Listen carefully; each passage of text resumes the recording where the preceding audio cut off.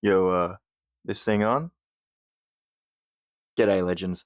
Thanks for tuning in. My name's Blake, and I got a bit of a problem.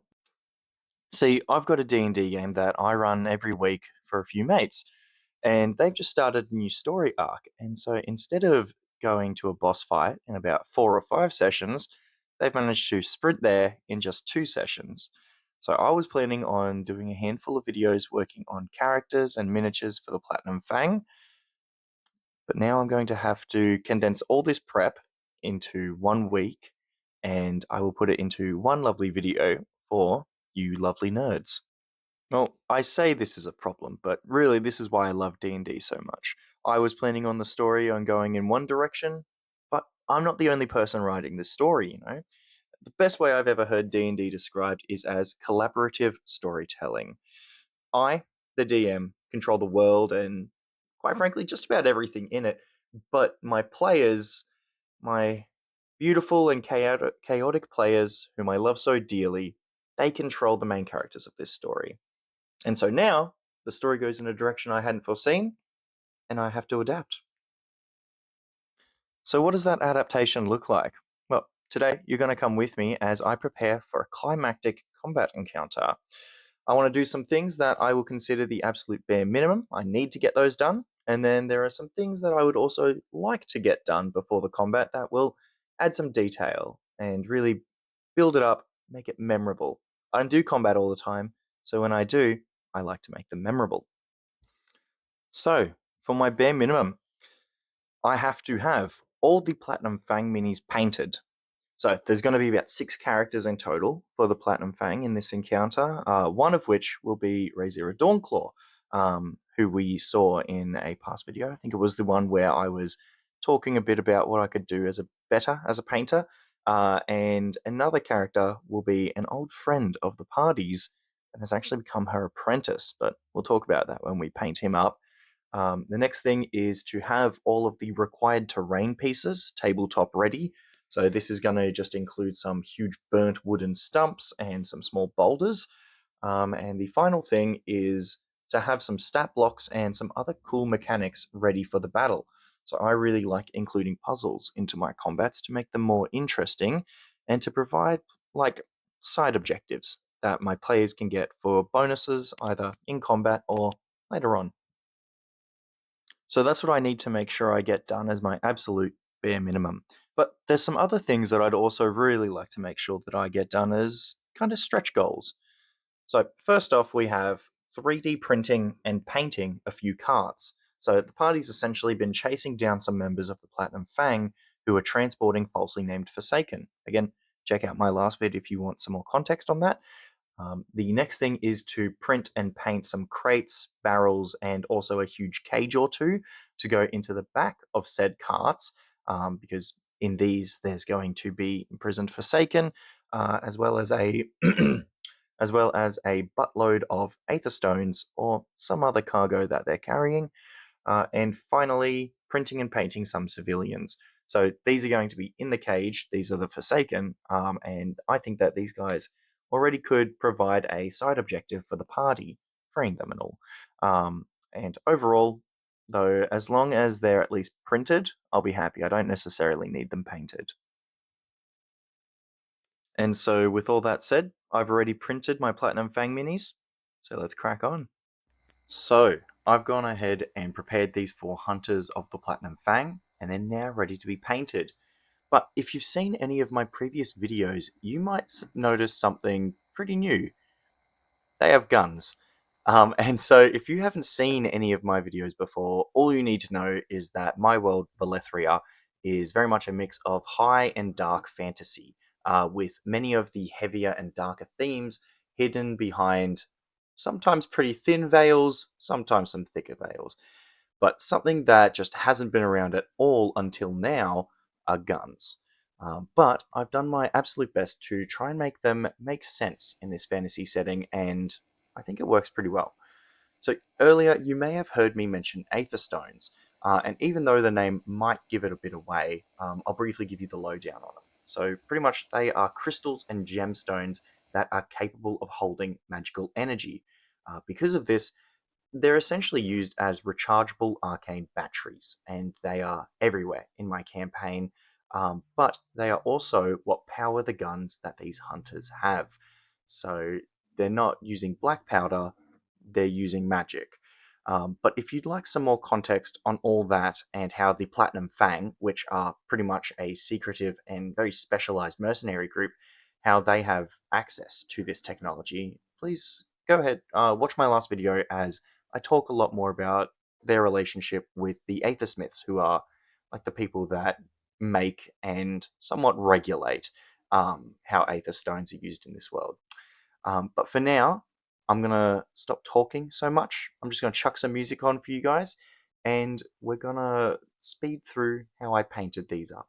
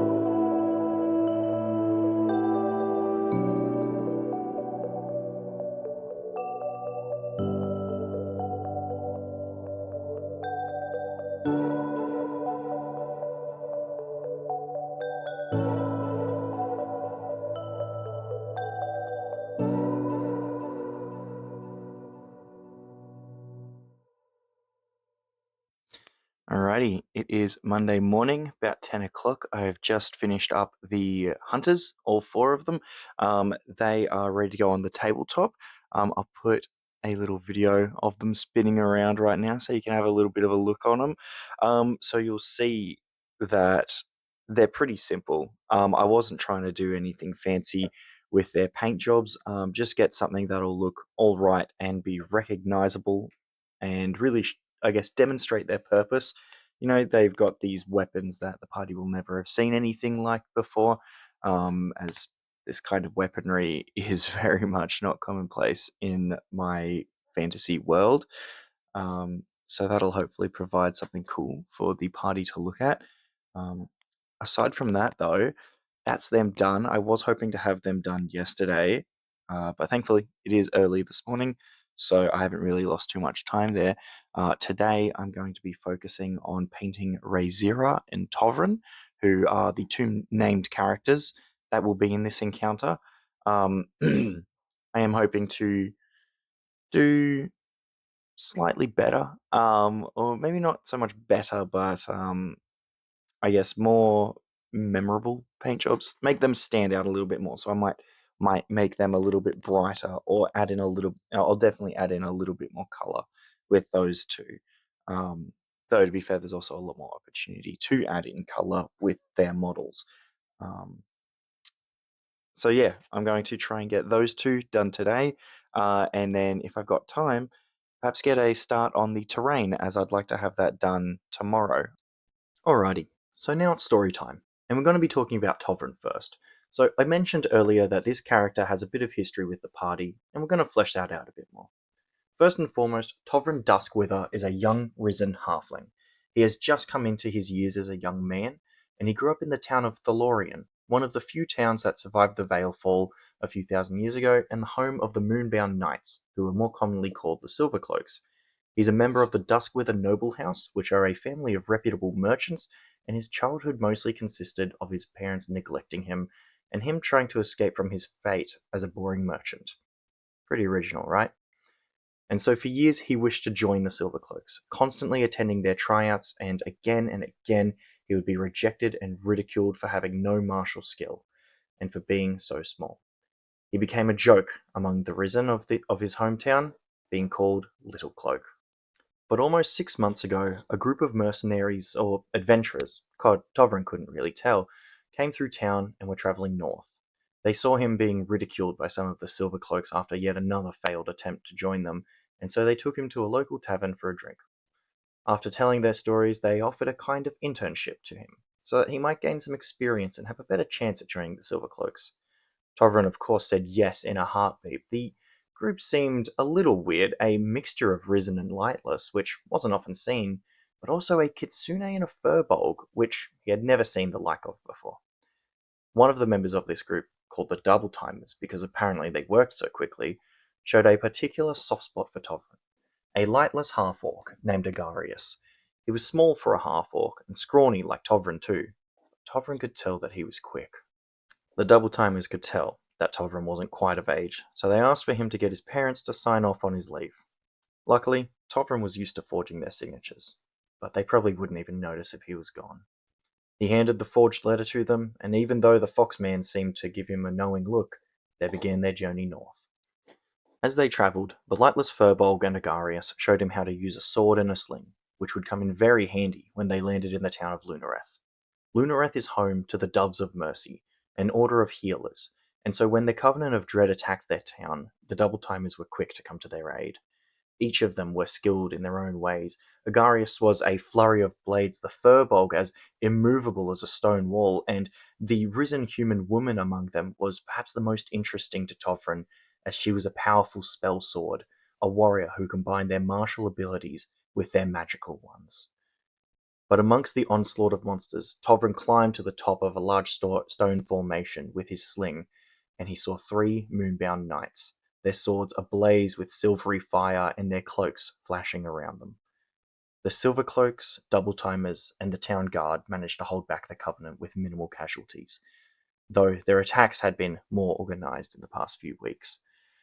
And while Tovrin had idolized the Silver Cloaks for so many years, he now looked on the party with a newfound admiration.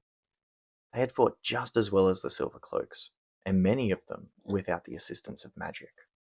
And so they continued north, leaving the sleeping empire and entering the Radiant Kingdom. Now that Tovrin had been with the Double Timers for a few weeks and a couple of fights, they'd become less guarded around him and much more comfortable. While this was nice, Tovrin started to notice some small inconsistencies amongst them.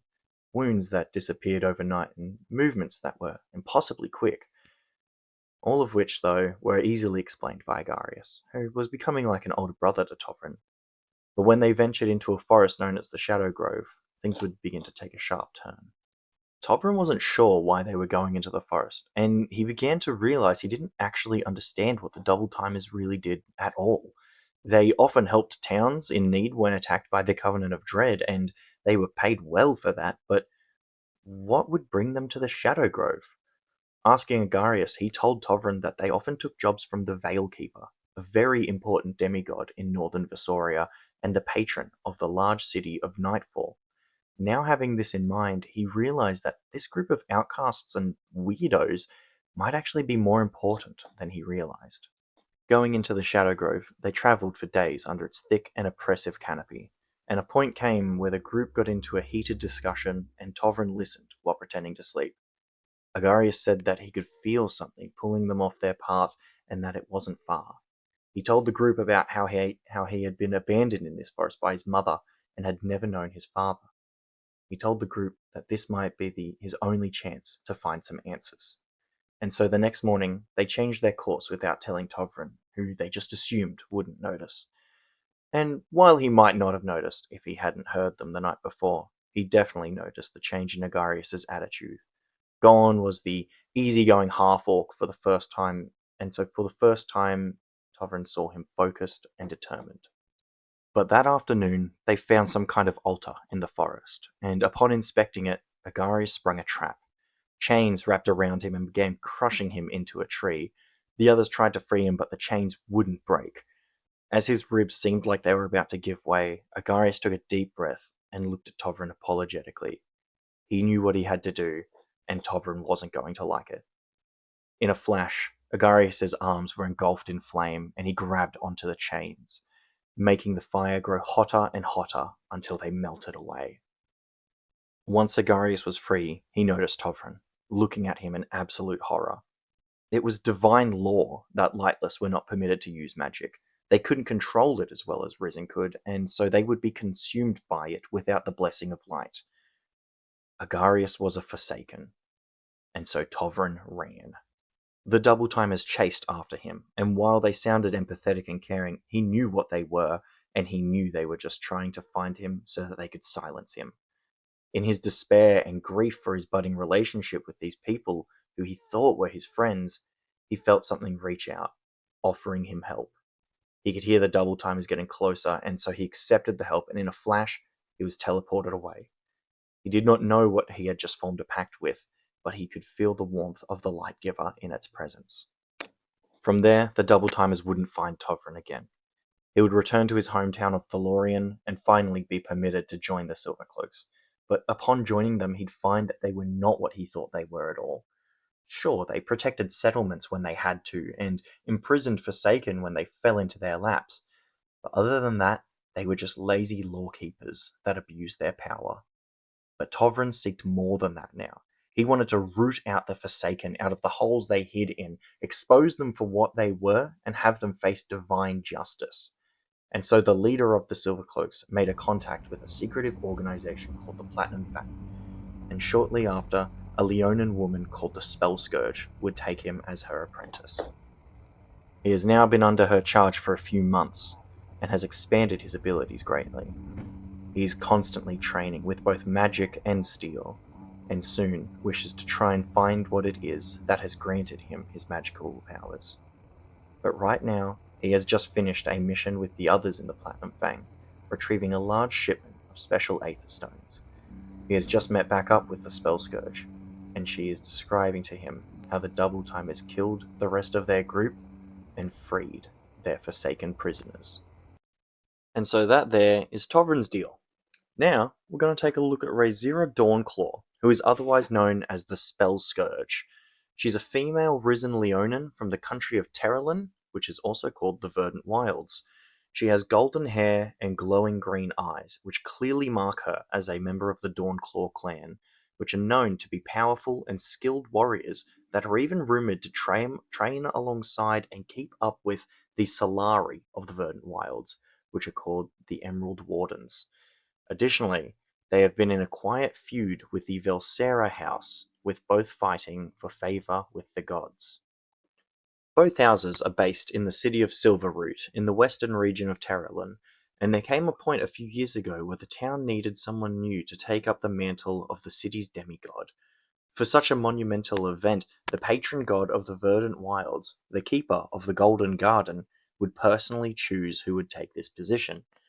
While many put forward their petitions to the prestigious position, it would be narrowed down to a choice between Rhaezyra Dawnclaw and Belenya Velsera. The Dawnclaws represented strength and power, while the Velseras stood for wisdom and patience. And this time, wisdom was chosen over strength, and Belenya Velsera was to be named demigod. Rhaezyra flew into a fit of rage and dishonored both herself and her family in front of peasants and lords alike, even lesser demigods from nearby settlements, and she would soon regret this deeply, for shortly after, Belanya would disappear before she could be elevated to her new divine position, running away from the responsibility. And Rhaezyra would take this personally. Now knowing that she would never have another chance after embarrassing herself, she focused her anger on Belanya and chased after her. For a few years, she would search, first hopping across the islands of the Iron Dominion, and then spending some time searching in the shadows of the sleeping empire. She would take mercenary work as she went, fighting the Covenant of Dread and bounty hunting for some time, until she came into contact with a faction she had never heard of before. She would begin working with the Platinum Fang, finding much purpose in hunting Forsaken and working in the shadows, and for a time she would almost forget about Belanya, until she heard about a large green-furred cat roaming around the western side of the Radiant Kingdom, causing chaos and breaking Forsaken out of containment. She would go north to find the Radiant Kingdom and finally find her old political opponent, only to find she had also made friends, a group of adventurers. While this group seemed odd at a distance, a mixture of risen and lightless, they still proved to be more than capable in a fight, dismembering both of her hands in the battle. The Spell Scourge, who now specialized in hunting down and killing mages, lost the fight, but managed to survive. She returned to the Platinum Fang, and as she had been working with them for some time now, was given new and better hands, powered by Aether Stones, and she was also given a second chance, though she was told she would not receive another. And so 2 days ago, she was transporting forsaken prisoners when the same group of adventurers, minus Belanya, interrupted her, killing half her pack and freeing half her prisoners. She has now just met back up with her apprentice Tovrin and has learned that he too has history with the group called the Double Timers. But during their debrief, she suddenly sensed the presence of illusion magic nearby, and as she turned her gaze to its origin, she saw through the illusion magic to lock eyes with the half-orc that Tovrin described as Agarius. And that is the moment that my next session will pick up from. Alright, so all 6 members of the Platinum Fang are all painted up now. I think they make a nice little squad. They're not the most well painted minis around, but they're going to look great on the tabletop, mostly because they've just got a pretty coherent paint scheme amongst them all. And looking at them right now, I mean, I'd be pretty terrified if they rocked up, especially with some of those bigger guns. But yeah, so those are all done. So now I'm going to get started on the terrain. So trying to get the terrain done today probably won't happen, but I'll get a start on it. I've just gone to the hardware store. I've gone to Bunnings. Love Bunnings. Picked up some supplies, and so I'll use those, and I'll show you how I'm going to make the terrain for this battle. So I went into the bush, and I found this stick. Oh wow, what a perfectly shaped stick for exactly what I need. Then I cut it into smaller pieces, and then I beat one side of it with a hammer so that I could get rid of the really straight ends and make it look a little bit more organic. From there, I cut some bases out of some MDF, which you should just be able to find at most hardware stores. I cut mine a little too big, but oh well, this was never going to be perfect. Then I glued the pieces of stick onto the base. From there, I used a similar method for my miniature bases by applying a layer of glue and then covering said glue with a bunch of sand. And then I primed these up and they were ready to get painted. So now would be as good a time as any to talk about the setting of this encounter, just briefly. So, on the broader scope, this fight is happening in Vessoria, the Sleeping Empire, which is one of the 5 countries of Valethria and where most of my campaign has taken place. So, a couple thousand years ago, a great cataclysm occurred that led to the country now being cursed and almost never see the light of Solaire, which is the sun, ever again. And since there is little to no daylight ever in this country, the land became desolate after a while. Tons of vegetation died, and now just stony ground and loose, damp soil remains.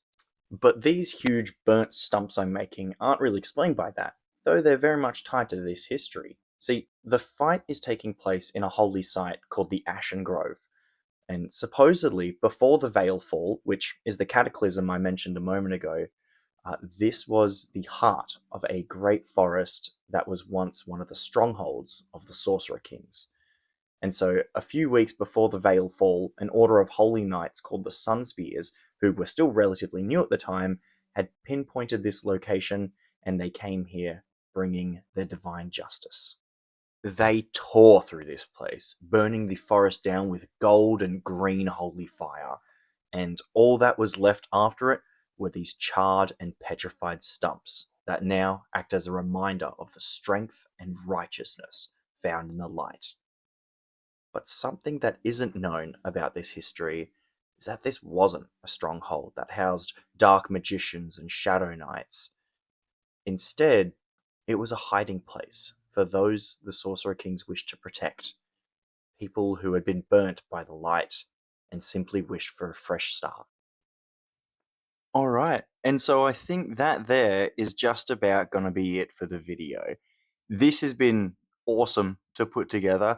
And I've achieved 2 out of 3 of those first goals. I have done the second. I've put together some stat blocks and figured out some interesting mechanics that are going to be going on during the fight. I'm just not really sure how to display them uh, in this video, actually. But if you are interested in them, I don't know, leave a comment and I'll make something available on like Google Drive or I'll make a post somewhere with it. Oh, and as far as our stretch goals and the other optional objectives or whatever I call them go, here's a little bit of footage showing them. All right, and so for as far as our stretch goals go, I have been working away at them, though they're probably not going to show up in this video. So I've got those carts as well as a bunch of wheels and I don't even know, can't remember what those are called, but got a bunch of stuff to assemble those. Won't be seeing those in this video, but I am thinking that I'll actually get some footage of how the battle looks on Sunday night when we have our game, and so I might post a little bit of a short. And so if you're keen to see how it all turned out on the actual table, you'll get a chance to see that in probably a few days. Excuse me. You can also see I've got these lizards here. So these guys are pretty huge compared to a regular mini. I mean, considering how big that is, like compared to my finger, they're called shelldrake haulers. These ones. There's a few different variations of them. I kind of see them as similar to like horses or dogs in the regular world. There's different breeds with different purposes. So we've got the shelldrake haulers here, which are just these big fellas, which are just beasts of burden. And then we've also got a little one down here that I played around with. This is also a variation of a sheldrake. I haven't quite got a name for it, but that's quite an exotic one. It's got wings. It's a bit more of like, I guess, a pet or perhaps like a companion, like a hunting companion. Not really sure yet, just having a play around. But yeah, I've got all these pieces and I'm currently printing some like a big cage to go in the back of one of these that'll hold the Forsaken. And I'll put some barrels and crates or something on tonight to go in the other one as well. I might get them painted up. I might not be bothered. It's been a pretty big week, so we'll see. But yeah, it's been a pretty big week. I've done like nothing crazy, but a few hours each day. And considering I work and university's just come back as well this past week, it's been a bit of an effort. So if you did enjoy the video and if you've made it this far, first off, good job. The production quality of these videos is not nearly as nice as some other ones, but I have put a lot of effort into it, and I really appreciate you hanging around. Um, if you enjoyed it, please, yeah, chuck us a like. Subscribe if you want to see some more stuff like this, and also say hi to my mum. If you have hung around this, say hi to Blake's mum. Leave a comment because I just found out the other day that she watches my videos, which was a little embarrassing, but oh well. Thank you so much for watching. As I said, university's just come back. I'm in my final semester, and so I should be finishing up uni very soon, but it will mean that videos might be a little bit more sparse over the next couple months. Um, I'm loving doing this. I'm super embarrassed by it when my girlfriend's home and I'm trying to record things. Super embarrassed by it because I just feel so funny. In all seriousness, this is so much fun. I'm really encouraged to do a lot more work for my hobby, and I mean, my players are benefiting from it a fair bit. The stories of our character of the NPCs that they meet so much more fleshed out. It's really helping with my world building. I love to write. I love to make stories, and I love to tell them stories. In case you can't tell, um, and so this has just been so good for me. As D&D's always, or at least not always, but for the past 7 years or so, has been a really big creative outlet. This is really pushing it to the next level, and I'm really proud of how this is going. I've got a long way to go, but I think I'm well on my way. So again, thank you for watching this. Take care, legends.